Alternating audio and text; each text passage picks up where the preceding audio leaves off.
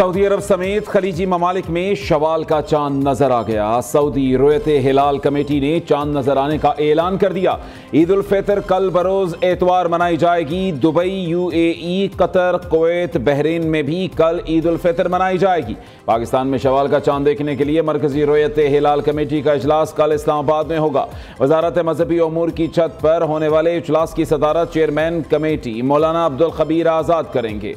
Zonal रुयते हिलाल कमेटियों के इजलास सूबाई दारुल हुकूमतों में होंगे। स्पार्को और महकमे मौसमियात की जानिब से कल चांद नजर आने की पेश गोई। पाकिस्तानी वक्त के मुताबिक सपहर 3:58 पर चांद की पैदाइश होगी। कल गुरूब आफ्ताब के वक्त चांद की उम्र रुयते हिलाल कमेटी के लिए कम अज कम 18 घंटों से जायद होनी चाहिए। वो पाकिस्तान के तमाम इलाकों में 26 घंटों से जायद हो चुकी होगी।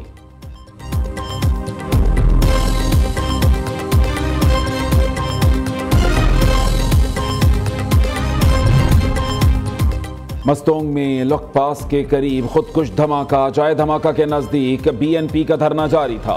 धमाके में कोई जानी नुकसान नहीं हुआ। बीएनपी क़यादत और कारकुनान महफूज रहे। तर्जुमान बलोचिस्तान हुकूमत का कहना है वाक़े की मुकम्मल छानबीन कर रहे हैं। नताइज से आवाम को आगाह किया जाएगा। धमाके में रैली के 4 शुरका जख्मी हुए। सरदार अख्तर मेंगल का दावा। पंजाब पुलिस फुली इक्विप्ड भी है। सीटीडी का इदारा जो है वो बहुत अच्छा अपना काम कर भी रहा है। और उसके साथ साथ जो ये दहशतगर्द हैं, ये जो 2 दहशतगर्द इसमें मारे भी गए, उनके ज़ख्मी दहशतगर्द जो हैं वो अपनी लाशें उठा के भागे हैं। केपीके की हुकूमत जो उनको इतने 12 साल से हो गई है, उनको 600 अरब रुपया मिला है पुलिस को स्ट्रेंथन करने के लिए। सीटीडी की मद में वो कहाँ गया है?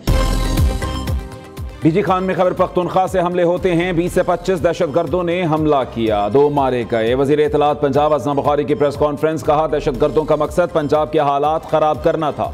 वजीर आला मरीम नवाज ने डीजी खान में पुलिस के लिए बंकर्स बनवाए। पुलिस ने बहादुरी के साथ बड़े हमले को नाकाम बनाया।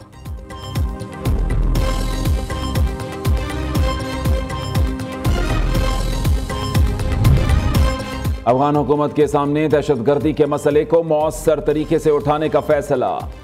वज़ीर दाखिला की ज़ेर सदारत काउंटर टेररिज्म कमेटी का दूसरा इजलास। मोहसिन नकवी ने कहा दहशतगर्दी के मौसर सद्देबाब के लिए सूबाई सतह पर काउंटर टेररिज्म डिपार्टमेंट को मुकम्मल तरीके से फाल किया जाना इंतहाई ज़रूरी है। वफाकी सतह पर FIA के काउंटर टेररिज्म विंग को भरपूर तरीके से फाल किया जाएगा। मोहसिन नकवी की बलोचिस्तान में शहीद होने वाले मेजर साद बिन जुबैर शहीद के घर बाग आमद। साबिक वज़ीर आज़म सरदार तनवीर इलियास समेत दीगर अहबाब भी मौजूद थे। वज़ीर दाखिला की शहीद के वालिदैन से मुलाकात में ताज़ियत का इजहार। शहीद साद की खिदमात को शानदार अल्फाज में खिराज अकीदत पेश किया। बुलंदी दर्जात के लिए फातिहा खानी की।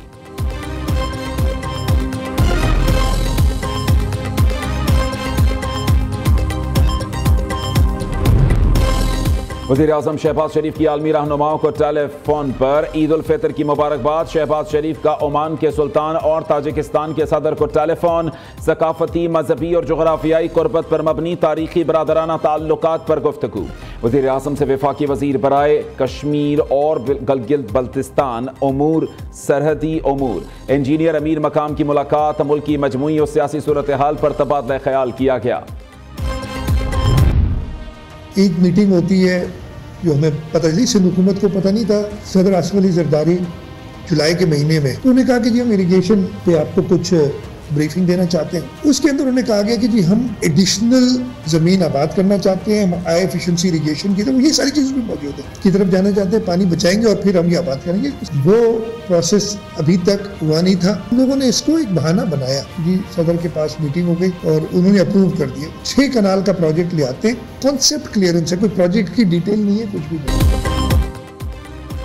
सिंध के मफाद के खिलाफ कोई मंसूबा नहीं बन सकता। सूबे के तहफ़्फ़ुज़ के लिए हर हद तक जाएंगे। 6 केनाल्स निकालने के मंसूबे की हर जगह मुखालिफत करेंगे। सदर आसिफ जरदारी ने नहरें निकालने के मंसूबे को मंजूर नहीं किया।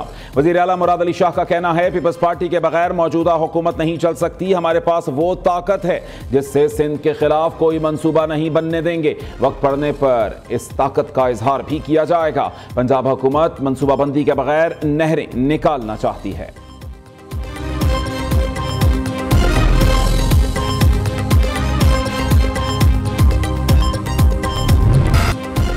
म्यांमार और थाईलैंड में 7.7 शिद्दत के जलजले ने तबाही मचा दी। हलाकतों की तादाद 1700 से बढ़ गई। 3400 से ज्यादा जख्मी। जलजले की गहराई 10 किलोमीटर। मरकज मंडाले से 17.2 किलोमीटर के फासले पर था। सदर ममलिकत आसिफ जरदारी का जलजले में कीमती जानों के नुकसान पर इजहार अफसोस। कहा, दुख की इस घड़ी में जलजला मुतासरीन के गम में बराबर के शरीक हैं।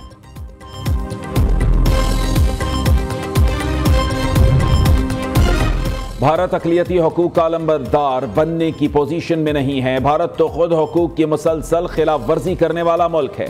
तर्जुमान दफ्तर खारजा शफकत अली खान का कहना है, भारत में अक़लियतों के खिलाफ नफरत, इम्तियाज और तशद्दुद के मुनज़्ज़म फ़रोग़ की दस्तावेजी शहादतें मौजूद हैं।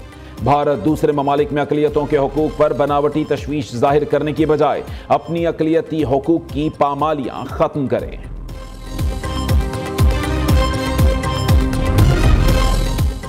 पार्टी में कोई फॉरवर्ड ब्लॉक नहीं। ईद के बाद किसी किस्म का एहतजाज नहीं होगा। तहरीक इंसाफ की वजाहत। शेख वक्कास अकरम कहते हैं, ईद के बाद ग्रैंड ऑपोजिशन अलायंस बनाएंगे। किसी के जाती बयान से ग्रैंड ऑपोजिशन अलायंस को कोई नुकसान नहीं होगा। मानी पीटीआई के साथ मुलाकात में मुश्किलात हैं। ईद के बाद जेल इंतजामिया के खिलाफ तौहीन अदालत का केस करेंगे।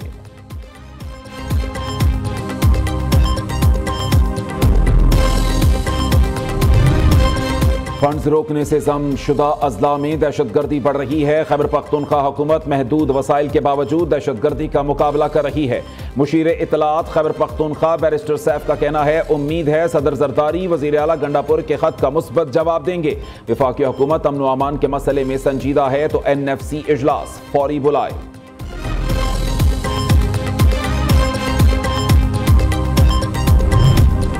आलमी बैंक ने पाकिस्तान के लिए $300 मिलियन कर्ज की मंजूरी दे दी। वर्ल्ड बैंक के मुताबिक कर्ज पंजाब क्लीन एयर प्रोग्राम के तहत फराहम किया जाएगा। सूबाई हुकूमत के स्मोग मिटिगेशन प्लान को तकवीत भी मिलेगी।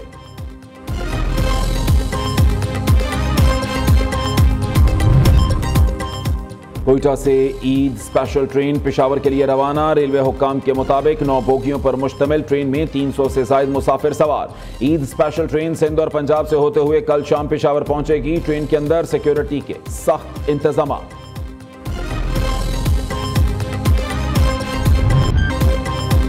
ईद की तैयारियां उरूज पर। दीदा ज़ेब लिबास की खरीदारी के बाद खवातीन की नजर इंतखाब दुपट्टों पर टिक गई। कराची में मैचिंग दुपट्टों की दुकानों के साथ साथ दुपट्टा रंगने और पीको की दुकानों पर भी खवातीन का रश।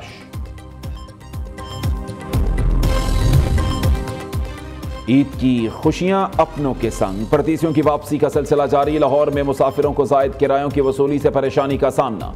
वज़ीर आला पंजाब का मुकर्ररा हद से जायद किराया वसूल करने पर क्रैकडाउन का हुक्म। मरीम नवाज की जायद किराए वसूल करने पर सख्त कानूनी कार्रवाई की हिदायत। फैजाबाद से आबाई इलाकों का रुख करने वाले परदेसी भी ट्रांसपोर्टर्स के हाथों परेशान। फैजाबाद बस अड्डे पर भी मुसाफिरों का रश। गाड़ियां गायब, परदेसी परेशानी का शिकार।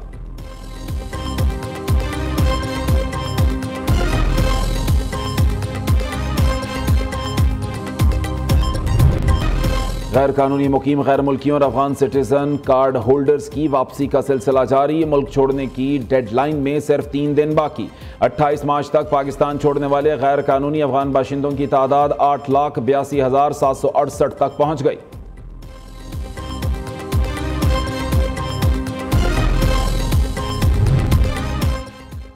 पाकिस्तान में सालाना 2 अरब रुपए का तिब्बी और तशखीसी सामान दरामद किया जाता है। अगर हुकूमत सपोर्ट करे तो शुगर, ब्लड प्रेशर, हेपेटाइटिस समेत दीगर बीमारियों में इस्तेमाल होने वाले तशखीसी और तिब्बी आलात बनाए जा सकते हैं। हेल्थ केयर डिवाइस एसोसिएशन के रहनुमाओं की प्रेस कॉन्फ्रेंस।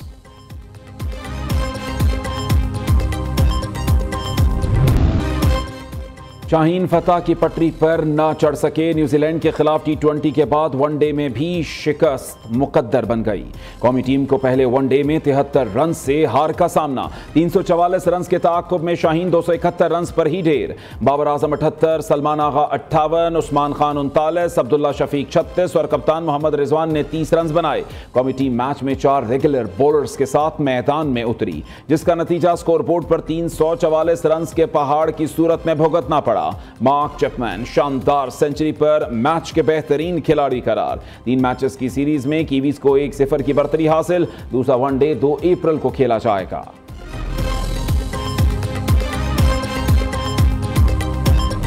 हमारे इस सीजन 2 के क़िरात के सुल्तान मोहम्मद ज़ीशान हनीफ कादरी हैं। दूसरे नंबर पर आए हुज़ैफा बिन अहमद नवाज माशाअल्लाह।